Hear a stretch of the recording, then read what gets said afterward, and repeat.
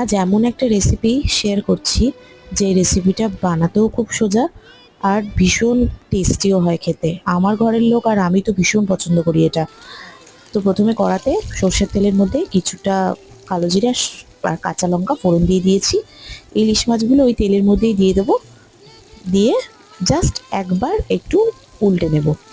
তারপরে এবার ওর মধ্যে দিয়েছি এইখানে সর্ষে, কিছুটা পোস্ত আর টক দই একসাথে পেস্ট করে রেখেছিলাম, সেটা দিয়ে দিলাম। গ্যাসের আঁচটা এই সময় হাই থাকবে।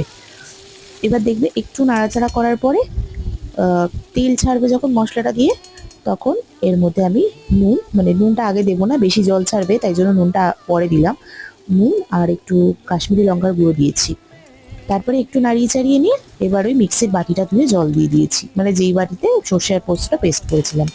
তারপর যখন ফুটে উঠবে, লাস্টে এটা একটু ঘনই গ্রেভিটা হয়, আর লাস্টে একটু